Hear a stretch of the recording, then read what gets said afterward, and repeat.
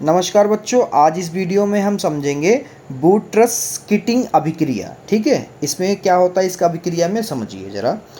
Chlorobenzene की निर्जल ether में सोडियम की उपस्थिति में मेथिल क्लोराइड के साथ अभिक्रिया कराने पर टॉयलिन, ये बहुत पूछा जाता है। ठीक है, टॉयलिन अभिक्रिया भी इसको कहते हैं, बूट्रस अभिक्रिया को। ठीक है, टॉयलिन बनती है और इस अभिक्रिया को बूट्रस अभिक्रिया कहते हैं। ठीक है, कीटिंग।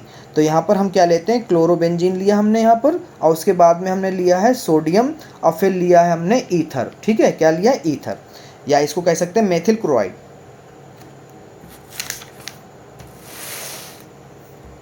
ठीक है, तो यहाँ पर हमने सबसे पहले जो बनेगा वो हमारा बनेगा C6H5CH3, और यही चीज़ क्या कहलाती है, टॉलुइन। ठीक है, टॉलुइन कहलाती है, यही चीज़ टॉयलिन कहलाती है, प्लस 2NaCl। आपसे जब भी 2 नंबर में पूछेगा टिप्पणी करने पे पूछ देता है। ठीक है, कि टॉयलिन अभिक्रिया कैसे प्राप्त की जाती, तो आप यहाँ पर वहाँ पर जो है 2 नंबर प्राप्त करने के लिए इसी अभिक्रिया को लिख सकते हैं, जिसका नाम है बूट्रस-कीटिंग अभिक्रिया। ठीक है, अगला जो होगा हम इसी वीडियो में पढ़ेंगे नाइट्रीकरण। क्या होता है, नाइट्रीकरण। अब इसको कैसे समझते हैं, देखिए, जब क्लोरोबेंजीन की क्रिया सांद्र नाइट्रिक अम्ल से कराने पर आर्थोक्लोरोनाइट्रोबेंजीन तथा पैरा क्लोरोनाइट्रोबेंजीन बनता है, इस अभिक्रिया को नाइट्रीकरण कहते हैं। अब देखिए बच्चों, सबसे पहले तो ये पैरा एरा है क्या, बेंजीन का ये कुछ इस तरह से जो है हमारा रिंग होती है। सबसे पहले यहाँ से स्टार्ट होता है 1 2 3 4 5 6, ये कुछ इस तरह से रिंग के कोने होते हैं। पहले वाले को कहते हैं पैरा, ठीक है, दूसरे वाले को कहते हैं ऑर्थो, तीसरे वाले को कहते हैं मेटा, चौथे वाले को फिर पैरा, फिर मेटा और फिर आर्थो, इस तरह से होता है। ठीक है, तो सबसे पहले क्या कह रहा है, क्लोरोबेंजीन ले रहे हैं, फिर ठीक है, तो ये कुछ इस तरह से हमने क्लोरोबेंजीन लिया यहाँ पर। ठीक है, उसके बाद में नाइट्रिक अम्ल लिया, सांद्र नाइट्रिक अम्ल लिया।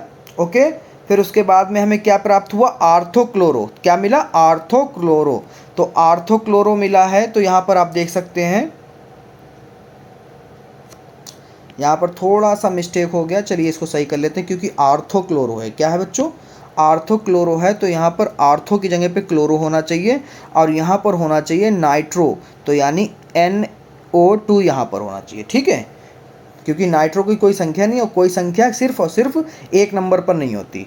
और यहाँ पर जो है पैरा क्लोरो नाइट्रो, तो पैरा, ये रहा पैरा क्लोरो, क्योंकि पहले कह रहा पैरा क्लोरो, पहला पैरा क्लोरो 1 को कहते हैं, तो यहाँ पर हमने पैरा क्लोरो दे दिया बेंजीन के समूह को। और नाइट्रो कह रहा तो सिर्फ डायरेक्ट आ जाओ नीचे, क्योंकि पहले नंबर और चौथे नंबर को पैरा कहते हैं। ठीक है, पैरा क्लोरो नाइट्रो ये हो गया। इस तरह से ये अभिक्रिया पूरी हो जाएगी। इसी प्रकार की अभिक्रिया को हम लोग क्या कहते हैं, नाइट्रीकरण। क्या कहते हैं बच्चों, नाइट्रीकरण। आई होप आपको ये नोट पॉइंट जो था इसका समझ में आया होगा।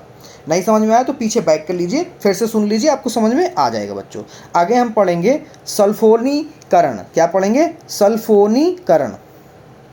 ये क्या होता, देखिए, क्लोरोबेंजीन को H2SO4 के साथ गर्म करने पर आर्थोक्लोरोबेंजीन सल्फोनिक तथा पैराक्लोरोबेंजीन सल्फोनिक अम्ल बनता है। इस अभिक्रिया को सल्फोनीकरण कहते हैं। क्या कहते हैं, सल्फोनीकरण कहते हैं। देखिए बच्चों, ये हो गया हमारा क्लोरोबेंजीन, ये हो गया हमारा सल्फ्यूरिक अम्ल यानी H2SO4। अब हमें क्या क्या प्राप्त हो रहा है, देखिए क्या कह रहा है, आर्थोक्लोरोबेंजीन। क्या कह रहा है, आर्थोक्लोरोबेंजीन। फिर यहाँ पे एक मिस्टेक हुई है, वो सही कर लेते हैं। आर्थो कह रहा, तो आर्थो की जगह पे लिखते हैं क्लोरोबेंजीन, ये रहा, और सल्फोनिक, तो ये रहा सल्फोनिक, HSO3 इसको कहते हैं। प्लस क्या मिलेगा, पैरा, क्या कह रहा, पैरा क्लोरोबेंजीन। ठीक है, तो पैरा क्लोरोबेंजीन ये रहा नंबर 1 को, और नंबर 4 को कहते हैं, तो ये साथ में कोई नंबर नहीं दे रखा सल्फोनिक का, तो ये नंबर 4 पे भी हमारा रहेगा सल्फोनिक। ये कुछ इस तरह से बनता है, और इसी प्रकार की अभिक्रियाओं को हम लोग क्या कहेंगे, सल्फोनीकरण कहेंगे। ठीक है,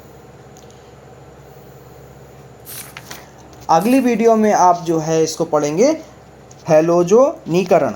ठीक है, हैलोजनीकरण क्या होता है बहुत जल्द अगली वीडियो में हम समझेंगे। तो मिलते हैं अगली वीडियो में।